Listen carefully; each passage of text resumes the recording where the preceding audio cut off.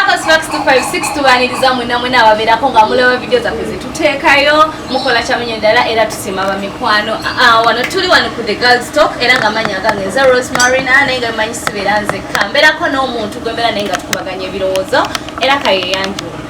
nga nze Betty Faith wano ku girls talk nga tubateesako ebirowoozo ebyaba abavubuka oba abawala olunaku olwaleero tuli wano ku the Tales Lounge oba Tales Garden eri ku Bukoto Kisasi Road next ne Travel Complex gobeera ng'oyagala oteeka birthday party wedding kyona kyeyagala meeting bakukkiriza ekifo kigazi bulungi nyini ddala wantu walungi wasirifu tewali bireekaana osobola okujja n'obeera nga oyogera nabo naye nga tugenda beera tutandika omunamu obwaffe ogwaleero naye nga topic yaffe yajja tugenda beera nga tukubaganyako ebirowoozo. How do you maintain that relationship? By this kyentegeeza nti mwe abantu ababeera nga okay relationship zibeera zitandike abantu babeera bali sweet to each other olaba omukwano mungi naye webeera bamaze emyaka gibanga ebiri emyaka 3 omwaka gumu ng'olaba relationship ekyuse ng'waliwo gw'olaba ng'ogamba oba alina omuntu wamwana so kati omuntu ayinza maintaining ati a relationship nebanga weyali okuba nga yakatandika wekyali Faith nga tanababeera ng'otuwa endowoozayo ate njagala osooka otuwe responsible. What's the consent? We have higher level tour travel agency. Higher level tour and travel agency. We have higher level tour and travel agency. Banonga bakola kubyo kulambula. Oyagala kulambula, oyagala genda. Waliwo watu batwali Western Uganda. Nayo lwaleero tuze n'enkola empya tugenda Jinja. Ate tuze Jinja. Tuyitemu buyisi. Tugende e Captura. Waliwo ebyeko ku Matora. Oba kale ku mazina gotalabanga kwagenda kuba y'ebintu bingi tugenda kunyumirwa campfires. Tugenda beera e Jinja. Then tuyitemu tubeere tugende paka Captura. Price eli affordable mitwala 3 full package tosubwa abaganda bagamba nti enyenyenkeze yerya olusiringanyi so jangu nga ebifo bikyaliwo obooking nga bukyali mumuwuliddeko Faith abategeeza ku higher level tour travel agency mukwano oba olina company yonna gy'oyagala okwesiga wesiga higher level tour travel agency trip z'amasomero ne trip zonna bazikolako Faith tubadde tukyali ku mulamwa gwaffe ng'ogenda kupa ndowoozaayo how can you maintain the relationship gwenga gwe mundaba eyo how can you maintain the relationship okusinziira ku relationship bwebeetandise paka si byakubeeraawo mu mwaka gumu nga mutulaba yo sweethearts then after 2 years nga mulinga baluganda babeera mu nnyumba eno kati waliwo ekintu ky'emirundi ng'ebiri waliwo okubuguma mu mukwano then ne love nga si bugumu ya mukwano naye nga love ekinyusi ky'omukwano kati kiba kisinzira gwoze naki na bugumu ya mukwano oba na mukwano gwennyini kubanga mu kusooka wabeerawo akati dina si bugumu lya mukwano fena tukime relationship ziba zitandika when relationships are starting muba muyina temuba busy you feel butterflies when you're partner. Then after some period of time, we not get said you used to feel butterflies nga tochazuulira otuke kiseera nga mutu omulabanga wa bulijjo so tulina relationships zetulabanga ba abantu kubanga ne bamaze bonna wobalaba olaba waliwo love between them ne waliwo oli gwolaba ng'olabira ddala muganda wange kalavu kagwa they're just together just ati kati kimbadde nkugamba nti okuyingira mu mukwano oyingiramu nga kiki ekikuyingiza iza okuba nga nze nina love kijo yange ya sweetheart love baby don't love ujekula egenda yetaga mu trust okusobola okukuuma love eyo kubanze bwe mbanga just lyali bugumu nga nali sikwagala generally nga omuntu era nje tuketela nkukoowe tolaba nti ojja myezi nga 6 oba mwaka tugenda kwawukana ate olabe bali myaka 3 4 5 nga they are still in love so kati kisinzira trust igwo kumyota obwesuga mu mukwano ko ebiseera ebisinga wolimba pattern wo aluzinga like moral ekwagala najuluzinga totally Faith ekintu kino love trust ne respect bitambula byonna naye nze kyengezaako okulaga nti tulaba abantu bamala period nga bali bonna naye n'osanga kapo ezimu ng'olaba bw'obatunulaba love bweri ng'olaba ebbanga lye bamaze nga bali bonna 10 years 11 years naye ng'olaba they still have that love between them nga olaba omukazi watuli omusajja olaba love eri naye nosanga bali myaka egi bwaba balina omwana it's because of the child munange sirina wakulaga ngenda tandika ntya so kiki oyinza okugamba omuntu nti bw'oba mwagala relationship yammwe esigale nga bwe yatandika mulina kukola kino nga tujjeko love trust osigale ng'okyawulira those butterfly bwe wawulira nga wakamulaba nga omulaba ne wenna omutima gukubira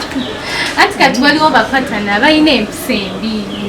nga bo balina empisa embi nga tamanyi wasobola kuhandolingamu mukulu munne okitegeera lwakuba nti yakuwasa yakuteeka mu nnyumba wafuuka kyabulambuzi oba wafuuka like a house material kati nawe ojja kweta mwagambe kyayika mu nnyumba ndi mulwa mwana okitegeera balina okuyiga okuwa respect like bapartners baabwe like n'okukwatamu bapartners baabwe togenda veri obogolere munnoowo yes yandiba nga abadde mu nsobi naye kati how are you handling ekintu bwekityo kubanga love okusasika kaba akantu katono nnyo ate oyabayi ogizimba kyetaaga time yes okugizimba kyetaaga time naye time gyokozesezza entono nga wakatandika okunkwana zijinjagala okozesezza eddala si byakuŋŋamba mbu twetaaga time ki gye twetaaga it's just a matter of understanding me understanding you respecting me loving me nga we wali onjagala nga twakatandika lwaki oba that time okutegeera ayinza obutakutegeera natakumanya ogenda munenya nja munenya why are you giving up easily tiritika aganya ayinza okuba nga naye totegeerekeka some of us are complicated yeah right but why do you give up just like that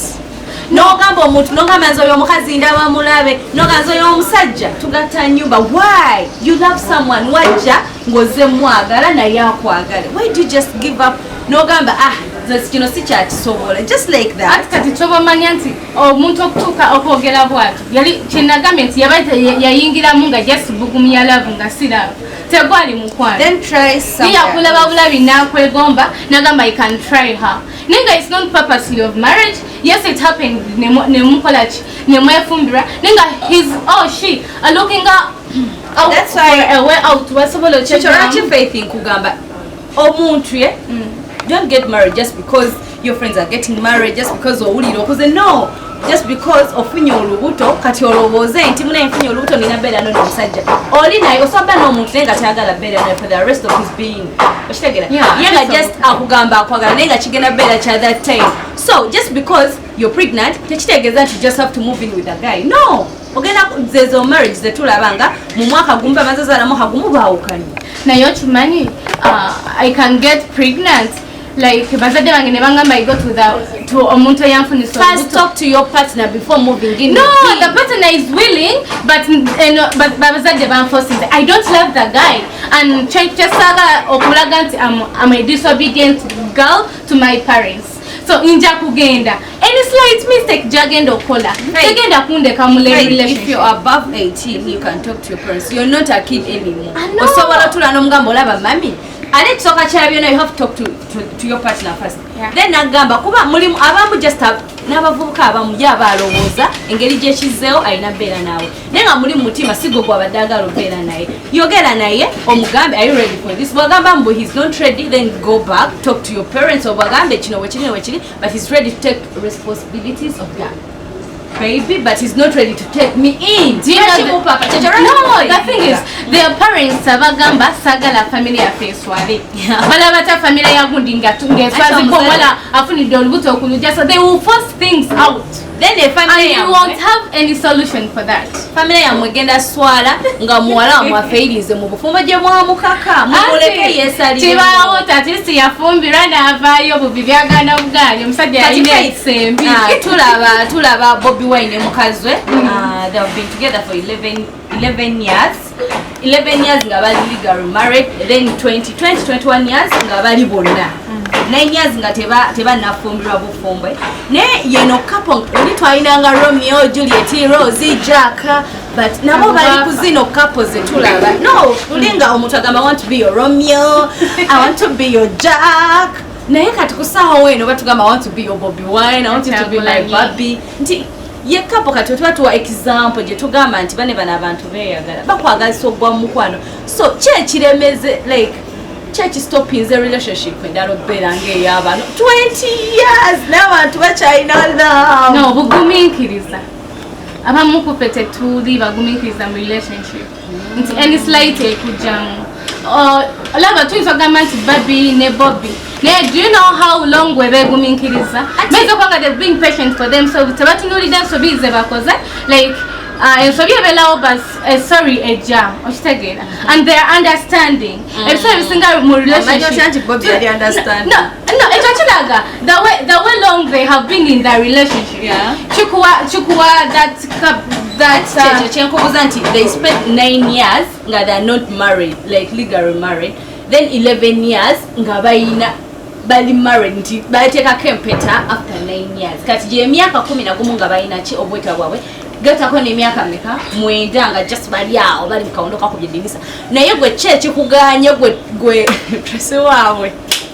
bejazira waabwe ki ekiganye obeera n'omusajja bali beetegeera okitegeera gwe funa muntu akutegeera osirike.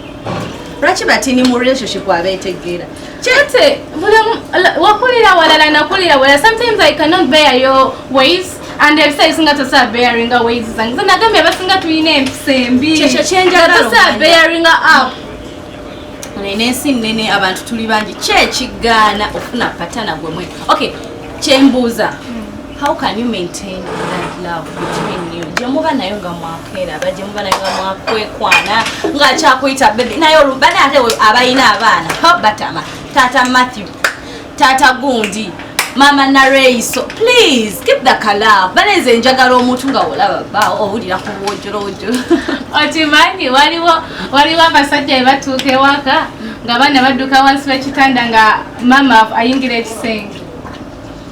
Ate omusajja oba aba mubi mpisambi naawe impisambi abamukufe tulina empisembi zibampisambi mu mukwano igwe oba otuukidde okubanga otiisa ne bannoba abakubeera okumpi like mikwano gyo baba yogera ki okitegeera ngamba nampisambi mu mukwano bitulemeseza okukuma relationships zaffe nga zikya moving on ne tulema okusucceedinga nga kye twali twayagala kaali kaweta wano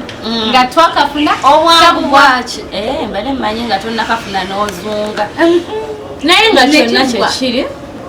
ndowooza tulina okulabira ku tugumiikirize tali muntu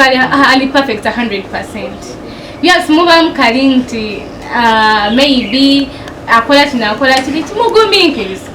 Oyogedde ku Bobby ne Baby amanyi Baby byagumiikiriza mu ati kyekyo kyekigaana tetumanyi bye bagumiikiriza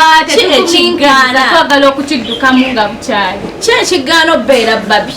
kyekigaana obeera Bobby bagumiikiriza wabula otandika okwogera ku bugumikiriza ku mukwano tuba tetujja mmala naye nga kyenjagala obbagamba mukwano, if you want to say something, if you want to comment about this, oba oyagala tuwa view y'omukwano, you can go in our comment section n'otuteerawo n'ogamba nze nsobola ogumikiriza omuntu nze sobola ogumikiriza ekituganya obeera nga tumaitaininga love gye tuba nayo nga twakatandika ensonga eri bweti ne bweti nga wabula nga tetunaba basibula tugenda beera nga olaba Faith lwaki oleetera kino okulabika nga nze abeera agoberera bbaawo? No, nyinza oba nga kyenkugamba. By the way, ebiseera ebisinga when you're in love you forget that, like you pretend like of course bagamba love is blind. Naye nyinza oba nga byenkugamba bituufu. So kisinziira gwe kyongambye. When I bring you rumors, please I beg tell me something. Ngamba oba omulabye oba omugambye oba tongamba. Kitegeeza sijjakoma omulundi gwakubiri. Don't give me ears. Like don't listen to me. Nebuli wonda nti buli wenzizo mpuliriza. Nyinza obanga ekituufu nange ndi mutu kitegeera ate nafa mikwano olumuntu kisosa. Naye nyinza ogamba ekyali wange mwana ali eyo naye let me tell her amanye waayiri. Ate n'ekirala we bakugamba sunsula kitegeera. Manya nti kati kiri bwe kiti ngambye bwati gwe nenya solution engeri gy'ogenda okikwasaganya ogenda kihandolinga otya ekintu bwoti. Ayinza okugamba akugambye leero omusajja agenda okujja nga wasibyemu wakoze eki wagenze towuliriza side ye kwegamba nobanga tofunye part of this side. Mikwano gyaffe tulina gisanyonyonyo mu relationship nebyo mukola nnyo bino jja noonyumiza omuntu nsobola abafrendi wange yankoledde kino oyinza obba omuleetera akasajja ku mutima naye muntu naye nga rumors zigendera wamu ne friendship cause mukwano gwo wajja n'akuleetera ekigambo kyekimu naye nga bamikwano mu byesigalize tetwagala bimanya sibula gwe host gwe wamaliriza show. Yes, naye nga mukwano gwoba omanyi oli wa mukwano ze n'olaba bba wange wantu toŋŋamba byesigalize tobiŋŋamba naye nga tubadde wano ku Tolls Lounge oba gite Tolls Garden gwayagala oteeka party, birthday party, meeting, wedding reception kyona balina ekifo ekirungi kuliko washing bay eri ku Kirabo it's near Kirabo complex Kisasi Road Kisasi Bukoto Road Kisasi Bukoto Road ne wali former 400 mwabamanyi omanyiwo former 400 near Kirabo complex musobola okujja ne mubeera nga mwogera nabo they have a bar, they have a garden, they have a washing bay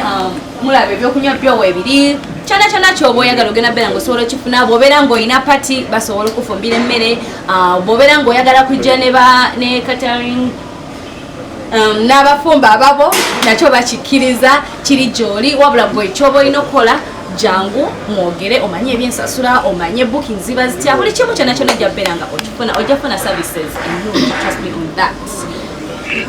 naye nga teweerabira nti ne ba higher level tour and travel agency be batuteekamu ensimbi nga wenna yagala okulambula ate nakugambyeko ku tour y'ejjinja ate tumale tuyitemu tugende e Captura bookinga nga bukyali nagambye the higher the better ojja kujja nga tembe tickets zaaweddewo totwekwasa it's a higher time booking nga bukyali tuleme kuleka basi zireme kujjula ate ojja tuuka nga byajjudde tugambye mukwano olulala naye nga sente sinyingi nnyo mitwalo 35 for the whole package. Naye nga ekyokubeera nti bagenda ejjinja tekitegeeza nti school trip tebakyazikola bakyakolera ddala trip ez'enjawulo osobola obeera nga essomero bawo abaana abo osobola obeera nga kapu mwagala kugenda ku honeymoon obesiga higher level tour and travel agents. Amanya agange nze Rosemary na nesibadde nzekka ne 25 Kakos Fax 56